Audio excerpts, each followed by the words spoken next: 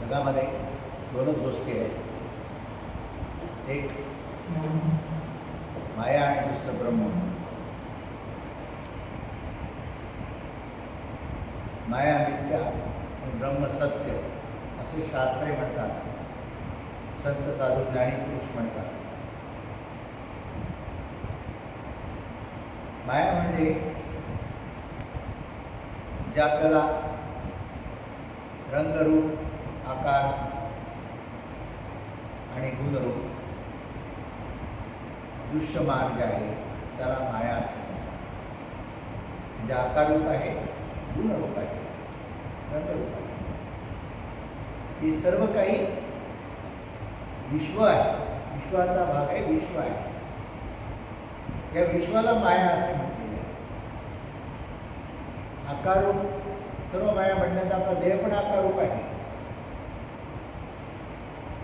तो सुद्धा मायेचाच भाग आहे. पिंड आणि ब्रह्मांड, पिंड म्हणजे आपली काया, ब्रह्मांड म्हणजे विश्व, दोन्ही एकच. पिंड पंचमहाभूते तीन, ब्रह्मांड पंचमहाभूते तीन. दोन्हीकडे सारखं असल्यामुळे दोन्ही एकच आहेत. एकाशी दुसरा पूरक आहे, एकच दुसऱ्याचा भाग आहे. मग राहिलं काय जगामध्ये? सद्वस्तू, परब्रह्म. ते निर्गुण आहे, निराकार आहे, निश्चळ आहे. माया येते जाते, पण निर्गुण निराकार निश्चळ परब्रह्म अनंत अपार पूर्ण भरलेले, समान, एकसारखे, सर्वत्र व्यापून असलेले, प्रत्येक आकार स्वरूप वस्तूला आज बाहेर निवडून राहिलेले असे ते परब्रह्म सर्वत्र आहे. परिपूर्ण भरून राहिल्यामुळे त्याला आपल्याला वेगळं मोजता येत नाही, मापता येत नाही. रंगरूप आकार नसल्यामुळे त्याला पाहता येत नाही. गुणरूप नसल्यामुळे, रंगरूप आकार नसल्यामुळे आणि गुण नसल्यामुळे आपल्याला त्याला धरता येत नाही, टाकता येत नाही, पाहता येत नाही. परंतु ते नाही असे म्हणता येत नाही.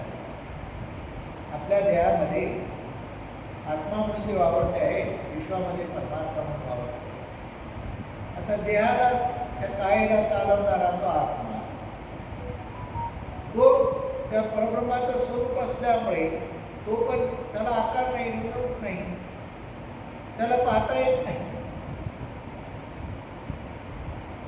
त्याला वेगवेगळे नावं दिले. पंचप्राणाच्या स्वरूपामध्ये आपल्याला वावरते म्हणून त्याला प्राण म्हणतात, आणि आत्मा म्हणतात, चैतन्य म्हणतात, जीव म्हणतात. पण जीव म्हणजे जो अज्ञानाने परिपूर्ण आहे. ती देह आपली कायाच विश्वाशी जास्त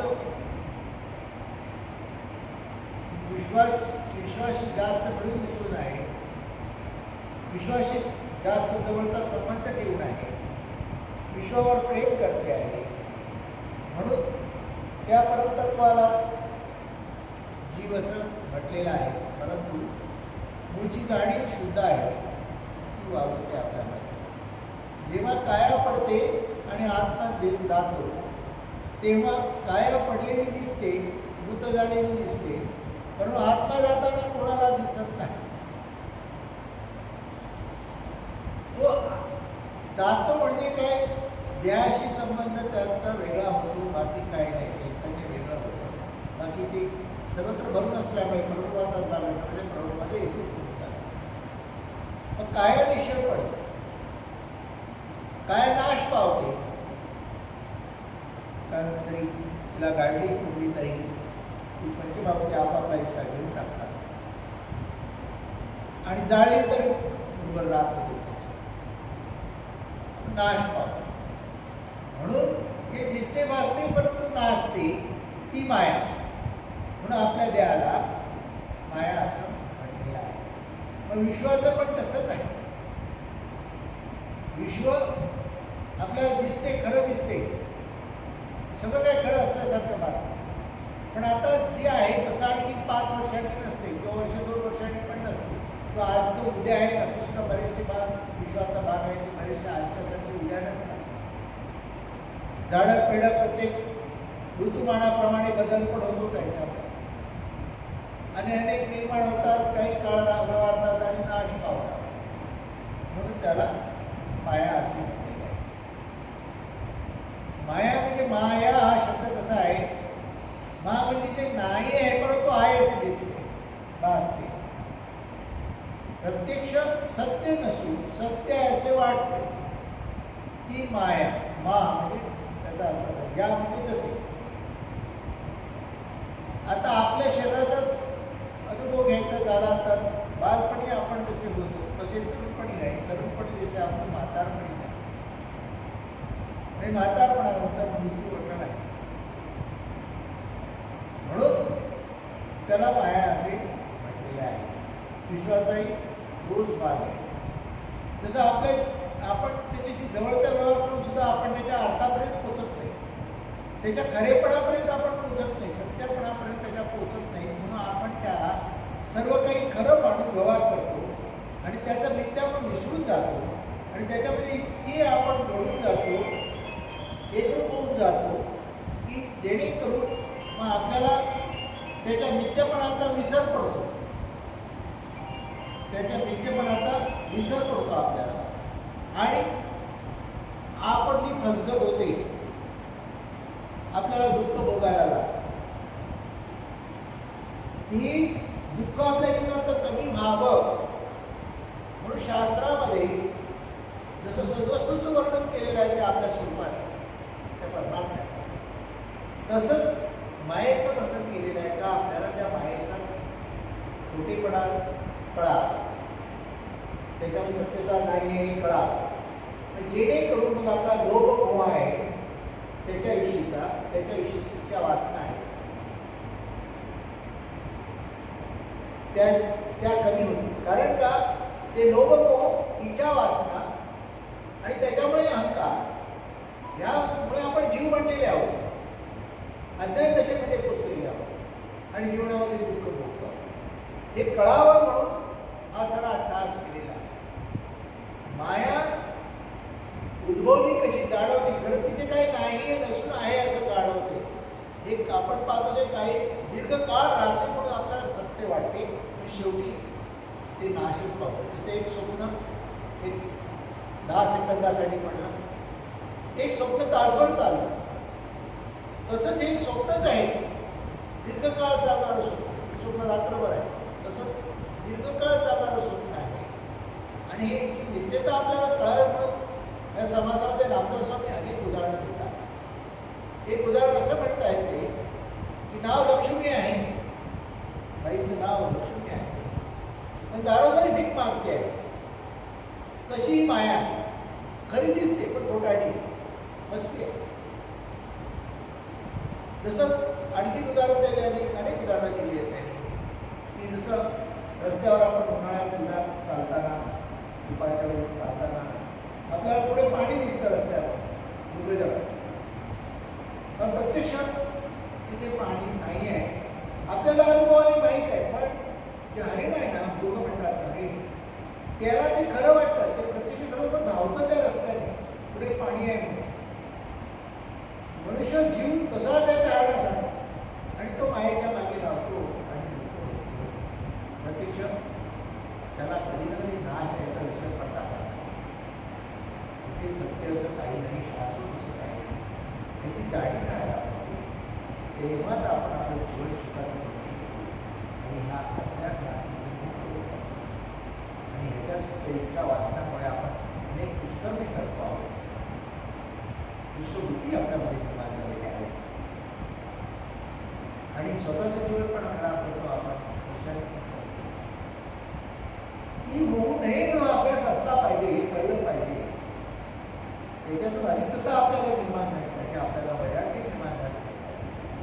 वैराग्य म्हणजे टाकून सोडून पडणे नाही, तर ज्ञान स्वरूपाने विवेकाने त्याचा वापर करणे, म्हणजे समजून उमजून ते करणे. जसं आणि उदाहरण दिलं रामदास स्वामी, नाव सावित्री आहे आणि लग्न होताच नवरा वारला, नाव सावित्री. तशी माया आहे, अवलक्षण आहे, हात दाखवून अवलक्षण म्हणतात तसं काही ते खरं नाही. अशी अनेक उदाहरणं त्यांनी दिली. दशावतारामध्ये एक पुरुष असतो, स्त्री पात्र करतो आणि प्रत्यक्ष आपण ते नाटक दशावताराचं बघायला जातो. सुरुवातीला आपल्याला माहिती आहे की हा मनुष्य पुरुष आहे, किंवा रामकथेमध्ये पण सीता वगैरे हा पुरुष आहे असं आपल्याला माहीत असतं.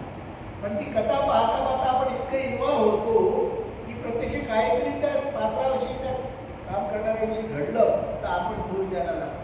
समोरच्या दुसऱ्या पात्राला भूमिका करणार म्हणजे आपण ती स्त्री आहे नाही आहे, पुरुष आहे, त्याच्याशी काय व्यवहार होत आहे हे विसरून आपण ते स्त्रीशीच करतो आहे. पण दुष्ट आहे, आपण काय करतो, काही आपण त्याला विषय किंवा एखाद्याला चक्कर आली आपल्याला अचानक तर सगळी पृथ्वी फिरते अशी दिसते, प्रत्येक काही फिरत नाही, फिरते असे दिसते, प्रत्येकाच्या अनुभव आहे.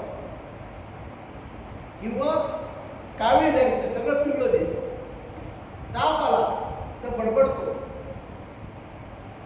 म्हणजे एखाद्याच्या डोक्यावर परिणाम झाला, मेंदूमध्ये काय दोष निर्माण झाला तर त्याला उगाच भास होतो. म्हणून ही माया नित्य आहे, जाणत नाही, सत्य जाणतात ते आयुष्यामध्ये फार नित्य आहे. माया कल्पना होता, काही काळासाठी स्वप्न होता,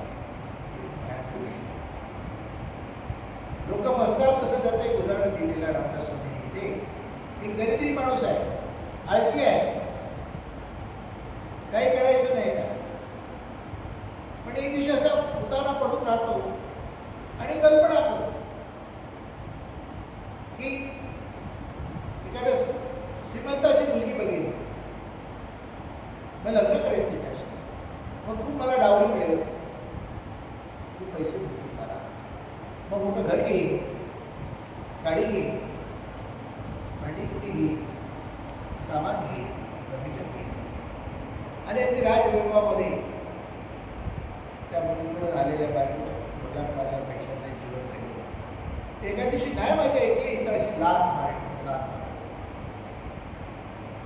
खाली काहीतरी असं त्याला लागतं दुखतं तेव्हा सुद्धा त्या कल्पनेत होता पाहायला गेला.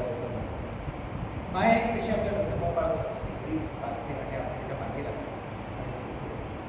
महाराजांची गोष्ट वेगळ्या प्रकारे सांगायची की गरीब माणूस काय करत नाही, वडिलांची सगळं होती, हळूहळू एक एक भांडं कुठं विकून खातो आणि काही चुरत नाही ते जेवण करायला शेवटी मातीची भांडी आणतो आणि एक दिवशी ती मातीची भांडी एकावर एक असतो आणि झोपलेला असतो आणि बायकोला अशी लाथ मारेल म्हणा कल्पनासाठी केली श्रीमंताची मुली करून आण्यामध्ये आणि मग तिला अशी लाथ म्हटलं तर मारली लाथ तिथं भांड्यांवर होती, दोच्या भांडी होती, शेवटी पाणी प्यायला भांडं नाही होणं.